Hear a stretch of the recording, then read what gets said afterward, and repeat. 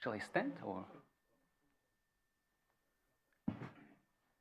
Good evening, ladies and gentlemen.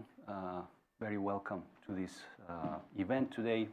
And again, I would like to thank Rui Cunha Foundation for hosting this event.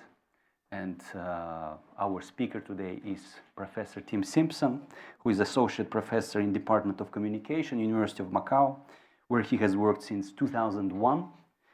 The focus of this presentation today is on his recent book, which you can see here, and I encourage you later after the presentation to come and look at it. The book is Betting on Macau, Casino Capitalism and China's Consumer Revolution, University of Minnesota Press, published fairly recently. But I would just like to say that Tim Simpson has published quite a lot on different facets of life in Macau. And I also have a great honor to have an article co-authored with him. And yes, today the talk is titled The Casino at the Center of the World, Chinese Tourists at the Venetian Macau. Thank you again. Tim, the floor is yours. Okay, thank you very much, Dennis, and thank you to the Foundation for allowing me to talk to you tonight.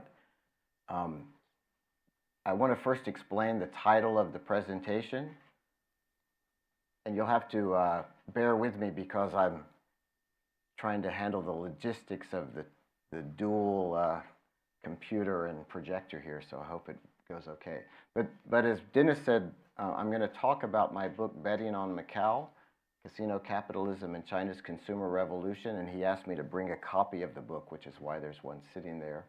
The title, Betting on Macau, was actually chosen by my publisher. It wasn't the title that I wanted, and the title that I actually proposed was The Casino at the Center of the World, which they didn't really like, but that's why I decided to use it for the presentation tonight. And the casino in question is the Venetian Macau Resort, which I'm sure all of you have been to before. And the reason it's at the center of the world is because it's located in the Middle Kingdom, or the Central Kingdom. And it's actually, as you know, on the furthest edge of the Middle Kingdom in the tiny territory of Macau, which was the first and longest enduring foreign territory in China. And as Dennis mentioned, I moved to Macau in 2001, which was 4 centuries after the arrival of the first Portuguese explorers and 18 months after Portugal's handover of the city to the PRC. So I had the opportunity to witness firsthand Macau's remarkable transformation over the past 2 decades. And it seemed to me that during that period, there was no other place on earth that changed quite so rapidly or so dramatically as Macau. And in the book, I try to analyze the contemporary era of Macau, but to do so, I try to position the city within the 500-year history of global capitalism, within which Macau has played a crucial role.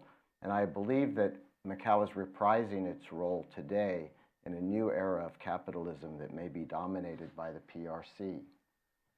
So my book is very long, and it's comprised of 9 chapters, which are divided into 3 sections, and each section has a preface. And the focus of each chapter and preface and section is devoted to some particular building or object or device that I think is important to understanding contemporary Macau. So what I decided to do today was to talk about 4 of those objects or spaces that I believe are important to understanding Macau. So I want to talk about first the Crystal Palace, then the Golden Globe, and then the Integrated Resort, and then finally the Baccarat machine. So I want to start with the Crystal Palace, far away from Macau in London. And I want to begin with Fyodor Dostoevsky's Notes from Underground. In Notes from Underground, Dostoevsky's underground man railed bitterly from his basement hovel against the rational scientism of modern Western civilization and the grandiose utopian schemes of those progressive thinkers who sought to create an unblemished, perfect world. One curious object of his contempt was the Crystal Palace, an enormous glass building designed by horticulturalist Joseph Paxton and constructed in London in 1851 to house the Great Exhibition, which was the first World's Fair. Made of transparent and seemingly weightless materials, The Crystal Palace was a marvel of modern engineering. Visited by more than 6 million people in its first 6 months of operation, it was large enough to constitute an encapsulated world in itself. And for the underground man, this imposing glass structure was a sort of impious cathedral to the secular catechism of industrial capitalism. Dostoevsky visited the Crystal Palace in 1862, and he recorded his impressions in a travel memoir he published in Russia the following year. Observing the massive crowds of people browsing among the building's vast array of merchandise offered by 14,000 exhibitors culled from around the world, Dostoevsky imagined he had come face to face with the idolatry typical of an ancient orgiastic fertility cult. It is kind of a biblical scene, he wrote, something about Babylon, a kind of prophecy from the apocalypse fulfilled before your very eyes. Of course, the materialistic spectacle that so startled Dostoevsky has become our own unremarkable creed. And today we know this hedonistic Crystal Palace cult more prosaically as the culture of consumerism. And the philosopher Peter Sloterdijk contends that contemporary capitalism found its paradigmatic expression in the 19th century hothouse environment of the Crystal Palace. In the confines of this fantastical building, humankind first encountered what he calls a psychedelic form of capitalism capable of transforming the proletarian public into solitary citizen consumers. Sloterdijk thus christened the Crystal Palace the world interior of capital, and you can see it's the title of his book. The Crystal Palace was the prototype for the innumerable theme parks and mega shopping malls that are now scattered around the planet. And as one of the world's first genuine mass tourism events, it helped set in motion the rest of Wanderlust that animates our own age. But if the cult of consumer capitalism was conceived in the Crystal Palace, it has reached its architectural apogee today in the massive casino mega resort positioned on the southern coast of the PRC in the 500-year-old Portuguese territory of Macau. In the year 2019, a century and a half after Dostoevsky's fateful visit to the Crystal Palace, nearly 40 million tourists descended upon Macau in a remarkable expeditionary spectacle. Most of those tourists traveled from mainland China, and 1 of every 2 arrivals visited Macau's Venetian resort. And if Dostoevsky was alive today, the Venetian would surely elicit his righteous indignation. Conceived and constructed by Sheldon Adelson, the billionaire Las Vegas entrepreneur, the Venetian is one of the world's biggest buildings and perhaps the largest enclosed themed environment on the planet. And though its walls are not made of glass, I like to think of the Venetian as sort of the Crystal Palace of our own age. And it's kind of the focus of my book. While it's easy to dismiss the Venetian at first glance for its derivative faux aesthetics and hubristic excess, what makes the resort so fascinating is the way the building articulates a diverse collection of historical, economic, political, demographic, architectural, and atmospheric elements. These elements have converged in Macau today to transform the city into a global gambling powerhouse and one of the world's wealthiest locales. The Venetian, in turn, much like the Crystal Palace before it, is sort of an environmental hothouse, an architectonic biosphere for the cultivation of those numerous tourist visitors. And the Venetian is a key component of what I call casino capitalism, which is in the subtitle of my book. And I use this phrase to refer to the didactic role played by Macau's casino resorts in China's economic reforms. And I'll talk more about this a little bit later. In the Venetian resort, we may observe in concentrated and intensified form capital's contemporary entreaties into the post-Mao PRC, which may be the final planetary frontier of consumer capitalism. And those Chinese tourists at the Venetian have mobilized Macau's apostate status as the only legal site of casino gaming in the PRC and transformed the city into the most lucrative locus of gambling the world has ever known. So, the second object I want to talk about is inside the Venetian in the lobby, and it's the Golden Globe. So let me turn now to this object. In July 2017, an anonymous tourist from mainland China lost $75 million playing high-stakes baccarat in an ill-fated gambling binge at Adelson's Venetian resort. encompassed within that simple card game and its outsized stakes, which brought together a hapless Chinese high roller and one of the world's wealthiest men in a petite principality positioned on the furthest edge of Portugal's erstwhile global empire, is a remarkable story of the history of capitalism. The tale begins with capitalism's birth in the mercantile trade of medieval Venice and culminates in its improbable contemporary renaissance today in post-Mao China. And the $75 million gambling windfall actually set a house record for the Venetian, and the appreciative staff at the resort asked the departing visitor if there was anything they could do to help assuage his loss or just thank him for his considerable contribution to the company's bottom line. Apparently impressed with the building's Baroque theme, the gambler requested an odd memento of his experience. He asked for a personal replica of that 2-meter tall golden globe or armillary sphere that sits so prominently in the property's main entrance. So that garish gilded globe is more than a mere keepsake of the gambler's $75 million Macau misadventure. The armillary sphere, which is the type of globe that we see in the Venetian, was a proto-navigational device that facilitated Portugal's founding of Macau during the Age of Discovery. And the Venetian globe is therefore a kind of useful point of orientation from which to reflect on the city's seminal role in the emergence of the global capitalist system and its reemergence today in post-Mao China. The Venetian's imposing reception hall with its faux ceiling frescoes, armillary sphere, centerpiece, and reflective checkerboard marble floors is actually not a reproduction of a site in Venice at all.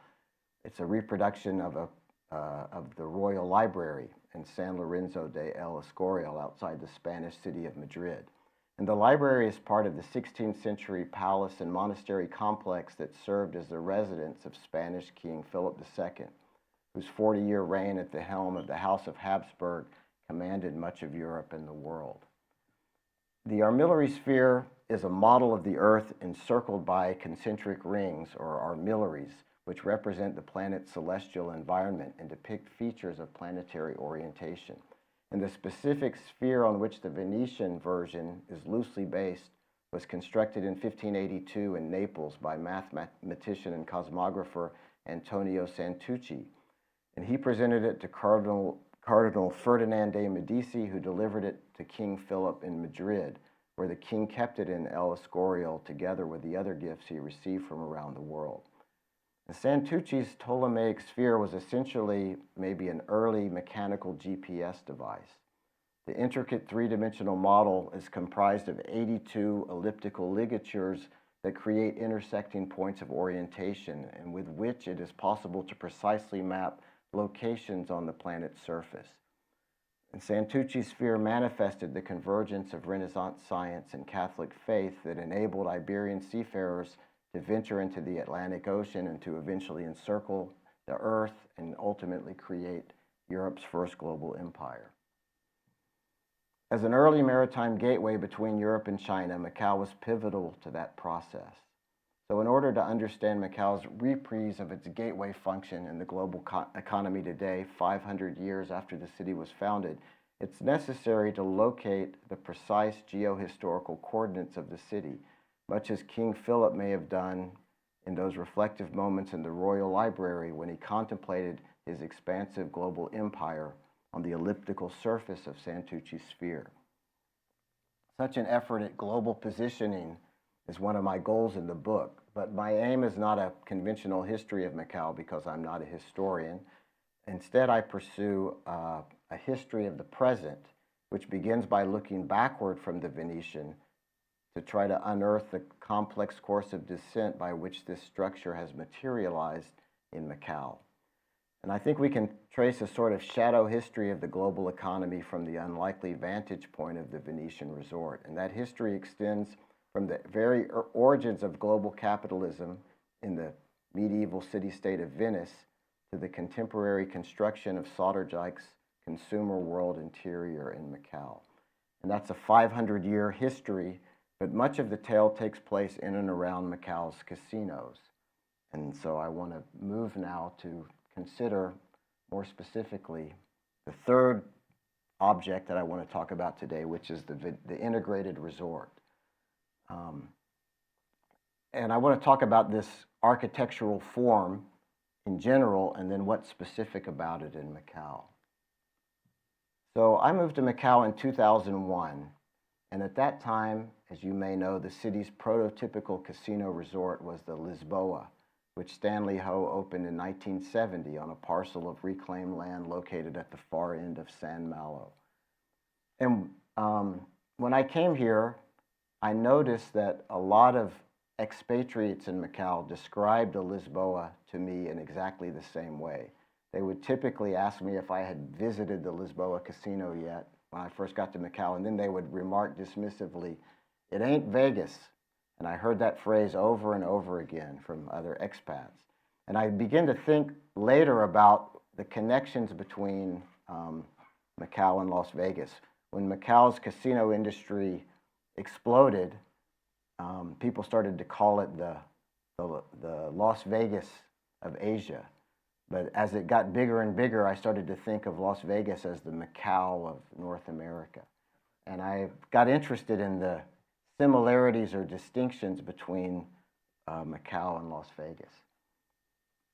So opened in 2007, the Venetian was Macau's first Las Vegas-style resort. And it was an identical copy of Adelson's Venetian property in Las Vegas, which was itself inspired by his honeymoon visit to Venice with his second wife, Miriam Adelson. And that's where he had the vision to construct these Venetian resorts.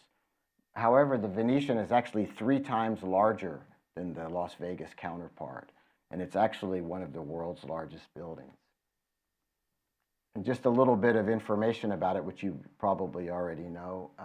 It opened in 2006. It was built at a cost of $2.4 billion. At the time, it had the world's largest casino, 3,000 hotel rooms, a 15,000-seat auditorium where I've seen pop music concerts and NBA basketball games and professional tennis matches, 350 retail shops, spas and swimming pools, 100,000 square meters of conference facilities, indoor canals. And for a long time, it had a large clinic that offered all kinds of cosmetic surgery, including a dental reconstruction surgery that was patented by the Portuguese oral surgeon who founded that clinic. And the Venetian was the only place in the world you could get this particular dental reconstructive surgery. And there's also inside the Venetian an off-campus facility of the University of Macau, which is not used by the university very much, but it has sort of everything inside that building. When it opened, the Venetian was the world's 6th largest building. There's been some larger ones built since then. And across the street from the Venetian, Adelson built what was called the Cotai Central, which is now the Londoner. And when it opened, it was the world's 7th largest building. And when Adelson constructed the elevated walkway that connects the Venetian and the Londoner together, he created what is perhaps the world's largest continuously enclosed space. And I can say that because I tried to add together all of the area inside of those buildings in terms of the floor space of every casino and hotel room and retail shop is based on as much information as I could find. And then later, when Adelson constructed the Parisian resort and then connected that also with another elevated walkway, he created this Venetian, Londoner, Parisian complex that has 5 casinos, 770 shops, 150,000 square meters of convention space, 12,000 hotel rooms, 4 theaters and arenas. And if you add together all of that space, I'm talking the floor space on every level and in every room of those 3 buildings, it's equal to something like 10% of all of the area of Macau itself. So there's a world inside of those buildings. And just to bring this discussion full circle, it's notable that the Londoner Resort actually features now a Crystal Palace lobby, in case you thought my initial analogy to the Crystal Palace was too far-fetched. They actually had the same idea at the company. So the Venetian was the first Las Vegas-style resort in Macau, and much of today much of Macau today looks kind of like Las Vegas. Some of the same resorts and the same companies are operating in both places. But the Cotai Strip is not the Las Vegas Strip, and Macau is not Las Vegas. While the integrated resort is a genre of transnational architecture that we can find in casino cities around the world, my interest is really in the what I might call the geo-historical specificity of the integrated resort in Macau. And I'm always reminded of that phrase I heard from the other expats in Macau, that it ain't Vegas. And so I try to think about how Macau is unique, and the integrated resort in Macau is a unique kind of space that plays a unique role in China, which is different from its role in other places. So in my book, I try to talk in a variety of ways about what's distinct about Macau and when compared to Las Vegas. So just for the purposes of this discussion here, I'll just talk very briefly 4 ways that Macau is different from Las Vegas. And I'll just mention again very briefly is what I might call a semiotic economy, Macau's political economy, its subjective economy, and its gaming economy, and try to talk about how each of these is different in Macau versus Las Vegas.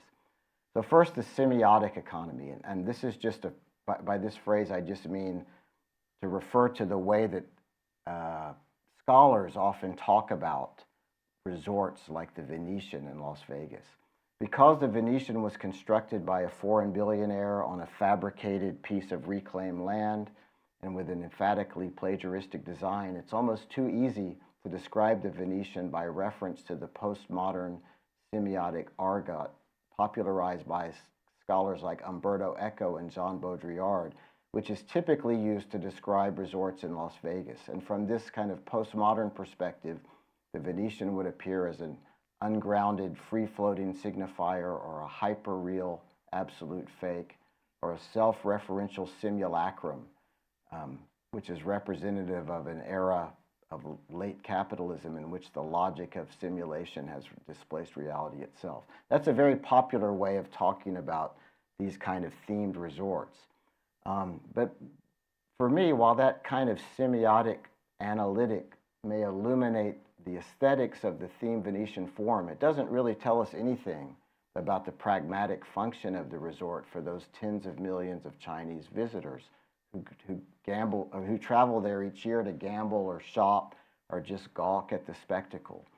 And I think the Venetian's significance is grounded in its physical materiality rather than its free-floating semiotic excess. So instead of adopting this kind of postmodern approach, I think understanding the Venetian requires what we might call a pre-modern approach that takes the medieval city-state of Venice as an instructive historical reference for understanding Macau's role in China today. And Venice was the birthplace of capitalism, and I think the Venetian resort serves a kind of interesting function in a new era of capitalism today. So that's what I mean by semiotic economy and how Macau is different than Las Vegas. The second way I'll mention this difference is by reference to the political economy of both cities.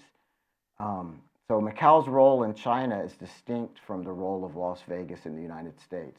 And here I'm referring to this book you see on the top right there called Suburban Xanadu by the historian David Schwartz. And in this book, Schwartz argues that Las Vegas was a product of the 20th century suburbanization of the United States. And he argues that the resorts on the Las Vegas Strip took the same form as the suburban shopping malls that typified this era in the U.S. In contrast, I understand Macau's development today as a product of the 21st century urbanization of China and the central government's efforts to rapidly urbanize the countryside as a macroeconomic development strategy. And if you visit the top of the Macau Tower, you've probably been there before and maybe had dinner in the rotating restaurant up there, you have a dramatic view of this urbanization project, which if you're looking down from the tower at the ground below you, this urbanization project sort of stretches out in every direction as far as the eye can see. And Macau's contemporary development comes from its role in the Greater Bay Area metropolis, which is the world's largest urban space in terms of both area and population size. And the development of the Greater Bay Area is focused on creating a country in China of urban consumers who the central government hopes will drive China's economic development. So that's political economy. A third way that Macau is different from Las Vegas has to do with what I might call a subjective economy. And Macau was founded in 1557 at the very origins of the global capitalist system, and its remarkable resurgence today is due to the city's formative role in a new era of global capitalism, which is defined by China's own post-Mao transformation into the largest consumer society in global history.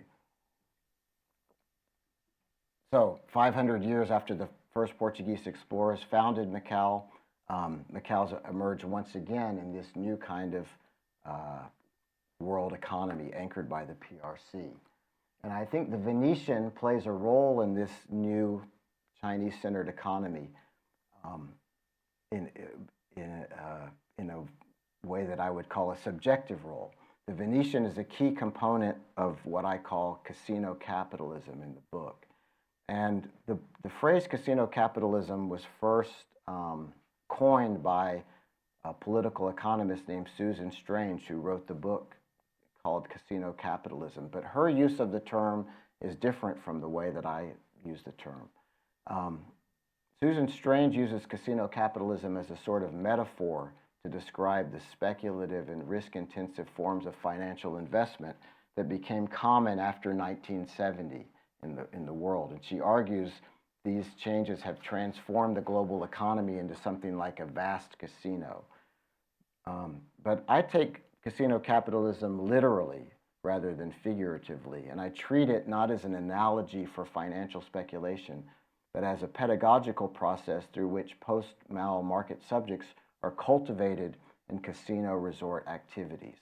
So I hesitated to put casino capitalism in the title of my book because there were a couple of other books about Macau that came out in the last few years that also use the phrase casino capitalism. But those books use it sort of as a catchy catchphrase, but it doesn't. They don't really analyze the concept in their books. But my book is actually kind of a book-length effort to theorize this idea of casino capitalism. And I was inspired by the geographer Margot Huxley, who says, in projects of political subjectification or governmental self-formation, appropriate bodily comportments and forms of subjectivity are to be fostered through the positive catalytic qualities of spaces, places, and environments. And this is the way I sort of began to conceive of the Venetian integrated resort as a space that shapes or comports a certain kind of consumer citizen. And I call this process consumer pedagogy to focus on the state-directed education and training of consumers that sort of happens in Macau's resorts in an effort to produce a quality or sucha, a Chinese citizen consumer who will be conducive to the new economic regime. I'm going to skip over a couple of things. That's what I mean by subjective economy. And now the fourth way that I want to talk about how Macau is different from Las Vegas is in terms of its gaming economy. So the integrated resort in Macau is distinct from the integrated resort in Las Vegas based on the respective cities' gaming economies. In Las Vegas, gamblers tend to prefer to play slot machines more than table games.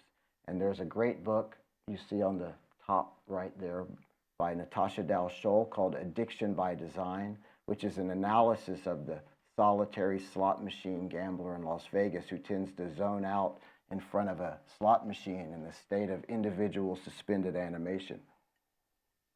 But in Macau, most gamblers prefer to play table games rather than slot machines. So that's one way that Macau is different, the gaming economy of Macau is different. In addition, in Las Vegas, when people do play table games, the most popular such game is poker in all of its many varieties. Whereas in Macau, the most popular table game by far is baccarat.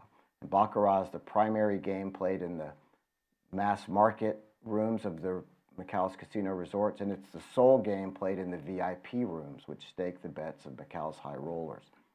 And there's a book about poker in Las Vegas that you also see there on the top slide called Poker, the Parody of Capitalism. And in this book, Ole Berg analyzes poker as a playful simulation of capitalist enterprise. And he argues that each variation of the game, from draw poker to 7-card stud to no limit Texas Hold'em, mirrors the logic of a corresponding era of capitalism. And I was inspired by his book, but I try to analyze baccarat not as a simulation of capitalism, but as a pedagogical game or site of deep play in which gamblers experiment or learn how to be capitalist subjects. And so this brings me to the fourth object that I wanted to talk about today and to sort of end this presentation. And that's this baccarat machine.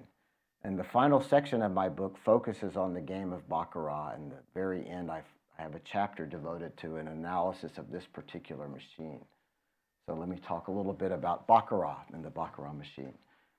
Baccarat is by far the most popular game in Macau's casinos, and it's the only game played in the city's once sacrosanct VIP rooms.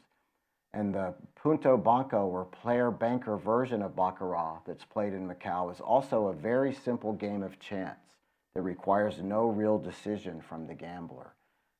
And the way Punto Banco baccarat works essentially is there's two positions at the table. One is player and one is banker. Each position is dealt 2 cards face down, and then the gamblers bet on whether they think player or banker will have the better hand. And then once everybody's laid their bets, the cards are revealed and the sums are totaled of those 2 cards, and then either player or banker has the better hand. And that's basically the way the game is played. Betting on player or banker to win, I'm sorry, I had the wrong slide up there. Betting on player or banker to win is not unlike betting on the flip of the coin. The flip of a coin. It's kind of a random guess that one or the other, player or banker, will prevail. So it's a very, very simple game. In The Educated Gambler, the games historian Barry Hughes says of baccarat, to say that the actual play of baccarat is simple is an understatement. Most children's games are infinitely more complicated, and it is doubtful if baccarat played without stakes would hold the attention of any but the most backward child. And that's probably true if you play baccarat without stakes, but of course the stakes, the money that you're betting, is the key. And when it's played for stakes, the experience of playing baccarat can be dramatic. And baccarat also has the lowest house edge and the best odds for the gambler of any table game in the casino. And that's one key to its appeal in Macau. If you want to bet on a table game, then it's perfectly rational to choose to play baccarat because it has the best odds. But because it's a simple game of chance, there's no rational bet that you can make on the game, which is the paradox of playing this game. And when it's played for high stakes, very high stakes, such as the bets of 1 million Hong Kong dollars per hand that are common among the whales in Macau's casinos, baccarat is characterized by what's known in the gaming industry as volatility, with the possibility of extreme swings of profit and loss for both the gambler and the casino that are hosting the game. And this volatility emanates from the recondite mathematics underlying the straightforward player or banker, win or lose, up or down, all or nothing outcome of the game, at least when it's computed across a discrete temporal duration, like a weekend gambling binge. And because the financial outcomes of baccarat are prone to this kind of volatility, many Las Vegas casinos do not even offer the game of high-stakes baccarat.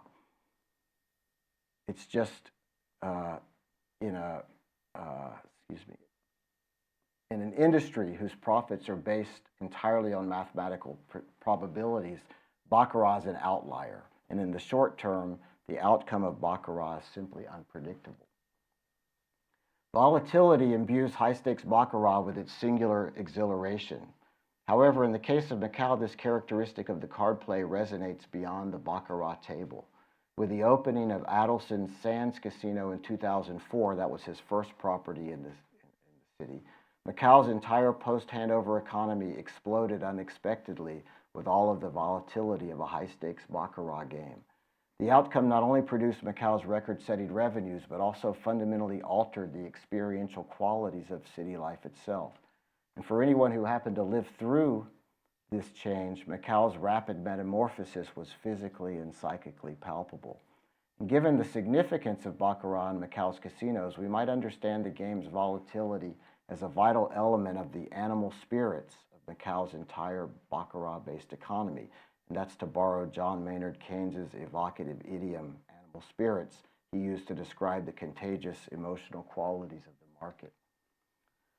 The city's ephemeral volatility is physically manifested today in such visible phenomena as the sudden preponderance of brightly hued high-end sports cars which appeared in significant numbers on Macau's diminutive streets in the post-handover era. And so I tried to measure the volatility of the city by counting the number of Lamborghinis that are registered in Macau. I call it the Lamborghini metric of Macau's volatility. And prior to 1999, before the handover, as far as I know, there was only one Lamborghini in Macau. And that particular automobile was a handsome deep purple model, which was owned by Broken Tooth Wan Kwok Koi, who was Macau's most notorious gangster of the era. The car sometimes featured in photos that accompanied Broken Tooth's interviews with international media, as well as appearing prominently in the autobiographical film Casino that Broken Tooth financed about his ascension through the ranks of Macau's underworld. He loaned the film company his own car to be used in the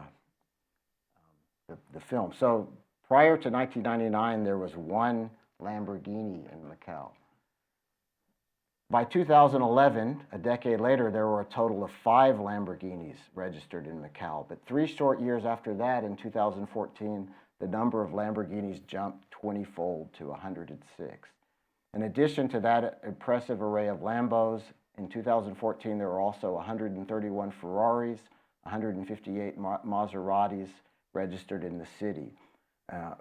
And Automobili Lamborghini was so impressed by the Macau market that in 2017 they spent $1 million to open a local showroom.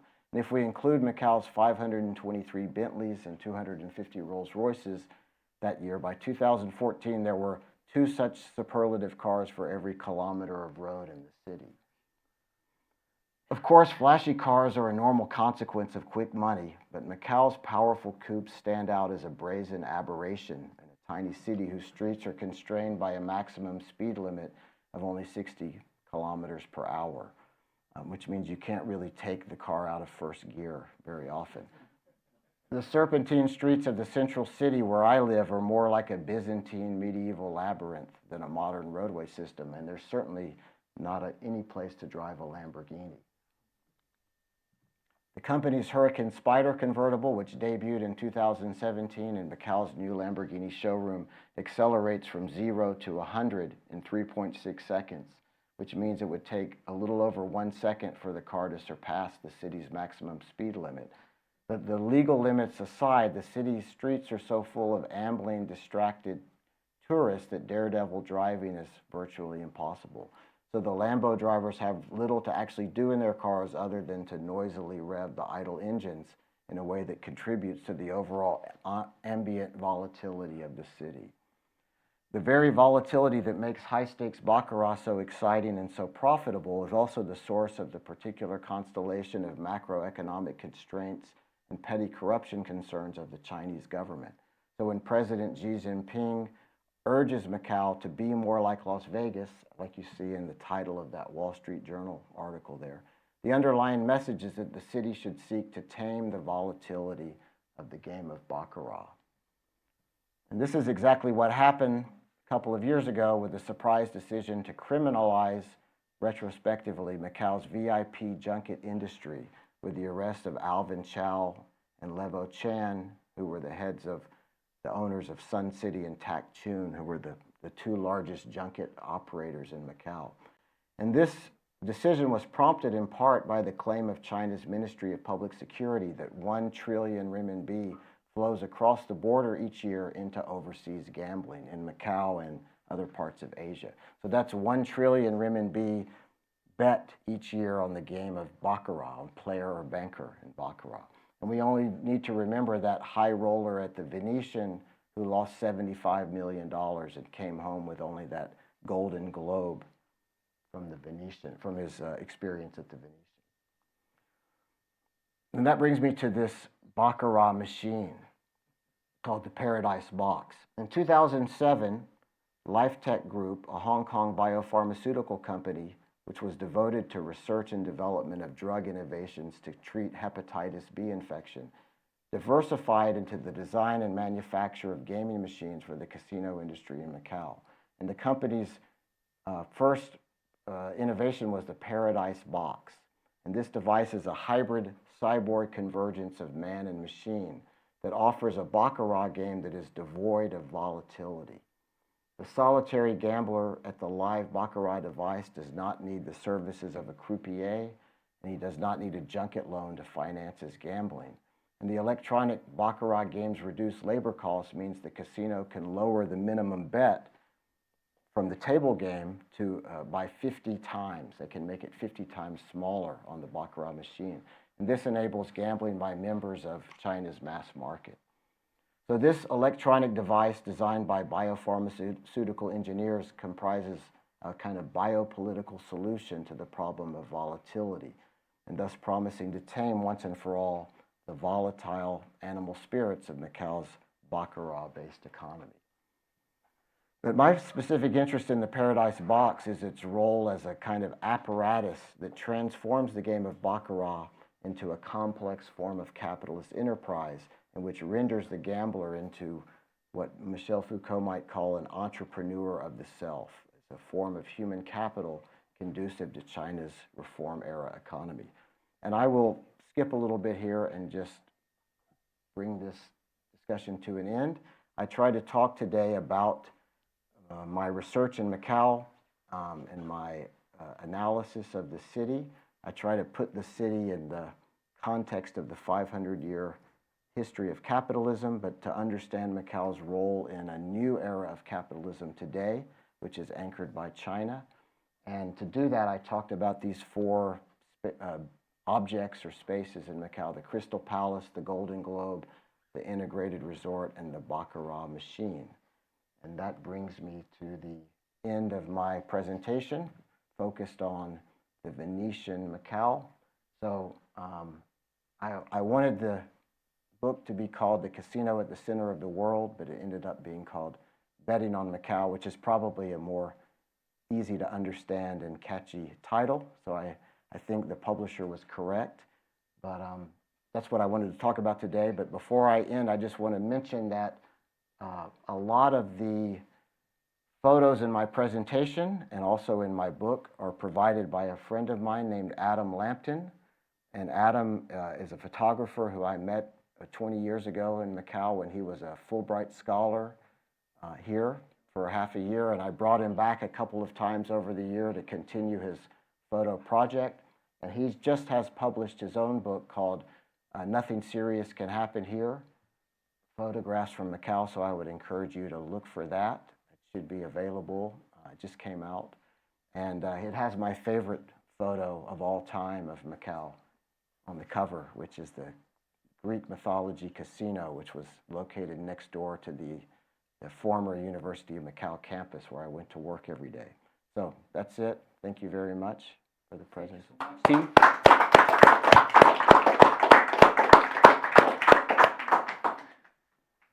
Ladies and gentlemen, I would like to collect questions and comments. Yeah. What did the designers or the architects, or what have they said about the changing of the design of the Venetian Las Vegas to the Venetian Macau, particularly the use of the Escorial model inside the Venetian Macau? They have that same model in the Venetian Las Vegas as well.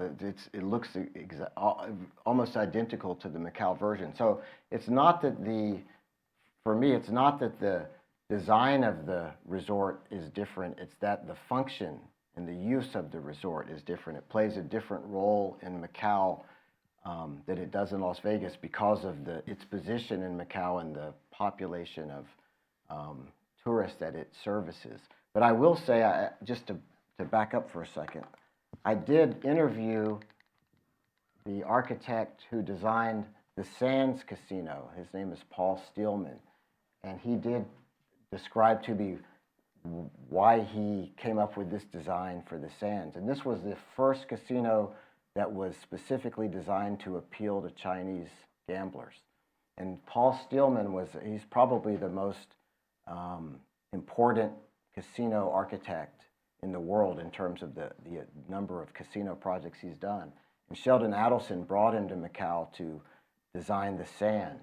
And the Sands was supposed to be a temporary building that was just going to be thrown up while they were building the Venetian. And then the plan was to tear it down when the Venetian opened. But Paul Steelman did some field work in Macau.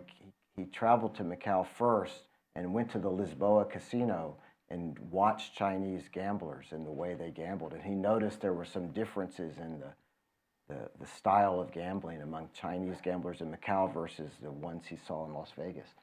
And so he tried to design a casino that was specifically geared toward the Chinese gambler. And that's why it has this super high ceiling. He described it to me as the most unique design of a casino ever. So when he designed it, he said it was completely different from every rule that architects had about how you were supposed to design casinos. And the most arresting feature was that super tall ceiling. But he wanted to make it like a stadium where people could watch everything that was happening, because he thought that Chinese gamblers thought of gambling as kind of a spectator sport where everybody liked to gather around the table and watch what was happening. There are some other elements to it, feng shui elements and so on, that he designed. But that's the only architect I talked to, so I can't say what they think about the... Were there any specific design changes that took place between the Venetian in Las Vegas and the Venetian in Macau? I'm not sure if there's any specific design changes. Like I said, they look very similar. They look like... The Venetian Macau is, in terms of the form, is kind of a copy of the Venetian Las Vegas. Yeah, and well, with the Escorial, the Amarillo, right? And that hallway, I mean, from the Escorial, that would seem to be modifications for the Macau facility, but it's identical in Las Vegas? Yeah, they have the same thing in Las Vegas, yeah. Nice, interesting. Thank you. Any more comments? Yes.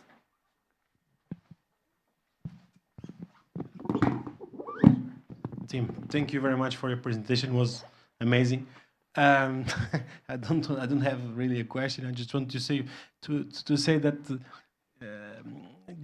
Mr. Stanley was really really. I don't know if you remember that he said that Americans don't know Macau, isn't Las Vegas, but I think the only bet he lost in his life was the last one, and unfortunately he was not. He was fortunately or unfortunately he was not he was not correct on that bet. Just to provoke you with that, but you remember his words for sure. He did say he did think that the new casino companies, the new concessionaires, when they entered the Venetian and the Wynn,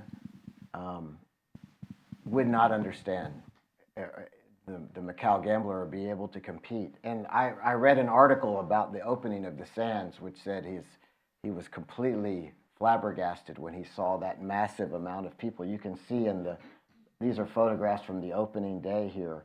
I was outside. I was too. Actually, it was an interesting story because the crowd started to gather that morning, and there was a rumor that the first people in would get like a free 500 Pataka casino chip. And so people started trying to climb over the structures and push their way in. And there were glass doors on the front of the Sands that opened outward, but the crowd was pushing against the doors, and the security team was afraid that if they opened the doors, that people were going to get crushed in the melee. So they made a decision to break the doors off the hinges, the glass doors. They had to break 16 doors off of their hinges to let the people in, and you can see people just crashing through the barricades, and it created this indelible image of just 100,000 gamblers just rushing to get inside and start to get to work on the tables. So yeah, I think Stanley Ho was really shocked, and he immediately realized they had to change their game, and so he moved to the Grand Lisboa as a result to try to create his own Las Vegas style resort. Any more questions? Comments?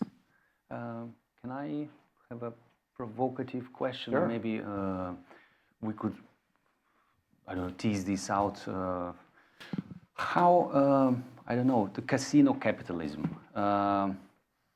How can other countries maybe learn from them, from Macau, and how this casino capitalism in Macau may be different from what is emerging now in other countries like the Philippines, Thailand? Do you think there is also this kind of conglomeration of objects or spaces? Here, of course, it's very interesting to compare with Las Vegas. It ain't Vegas. But there were these concerns that maybe Macau can lose this place to some other Asian destinations. What do you think, this casino capitalism? Is it a suitable term maybe for other destinations, other countries? Well, it's a very popular term, and like I said, it was popularized by Susan Strange in this book, Casino Capitalism. I think it was Keynes, John Maynard Keynes, who first said the market is like a casino. I don't know if he actually said casino capitalism, but he said something very similar. And then she picked up on this idea and popularized the phrase. And then it's used often in talking about casinos in Macau or casinos anywhere. And I tried, but I tried to not talk about it in a kind of universal way, but rather to analyze it as something specific to Macau.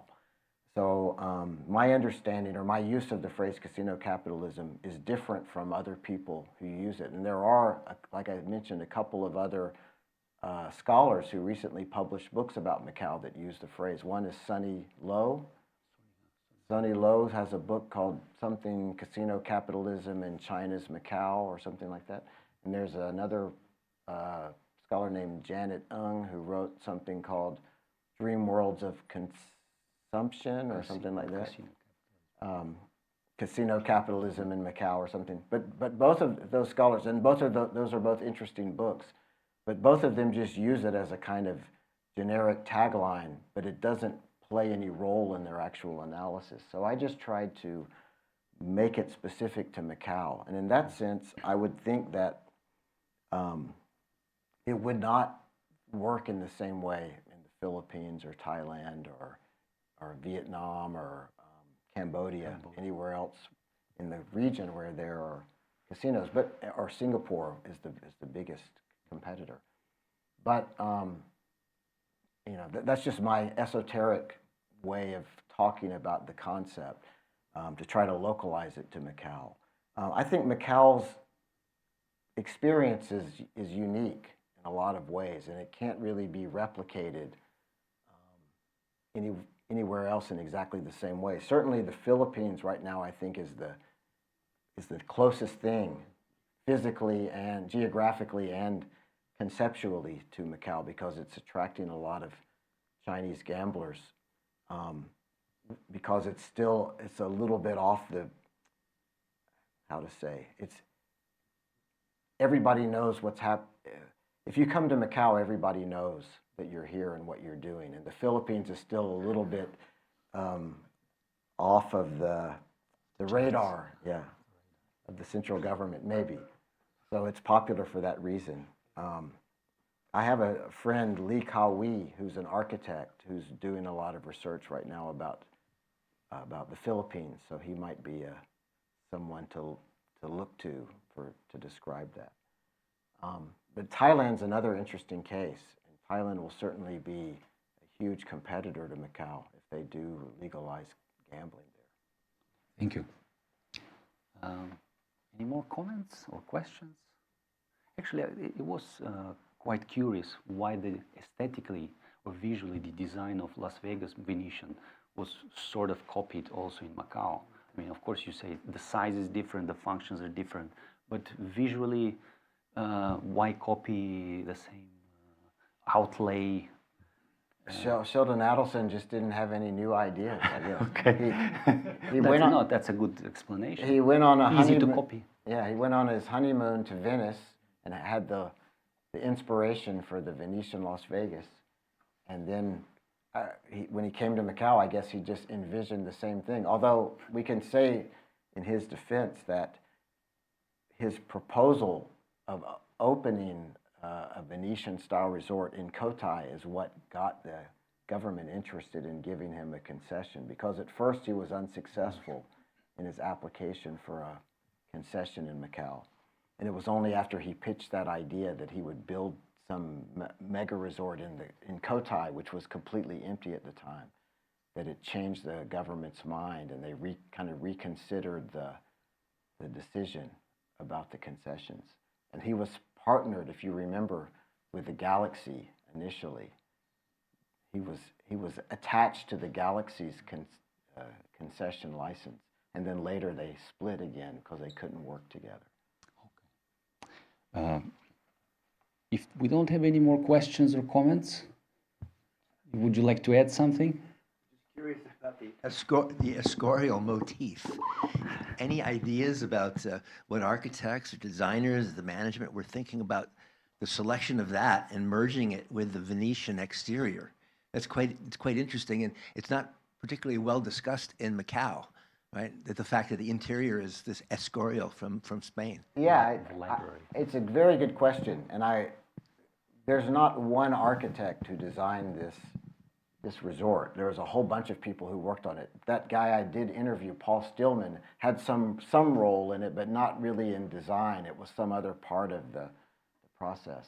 So I don't know whose idea this was, why it's in the Venetian Las Vegas or the Venetian Macau, and it took me a while to track down for myself what it was. I just started with that globe and then tried to figure out what is that globe, you know? And it was pretty easy once I started looking at photos to recognize the similarity here.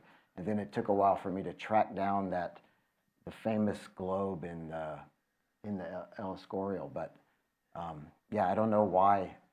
It doesn't make any sense. It's quite interesting because, of course, it's perfect for Macau because Philip II was the emperor of Spain and Portugal at the time that Macau was originally booming in the late 1500s. So that's perfect for Macau. You're but right. It's surprising that it's also used in Las Vegas. Yeah, it's maybe a lucky coincidence that it fits Macau kind of historical context in a way that it doesn't make any sense in Las Vegas at all. But you're right. Yeah. Okay, thank you so much for your comments, questions, Tim. Thank you so much again for your presentation, and good evening. Thanks a lot. Thank you.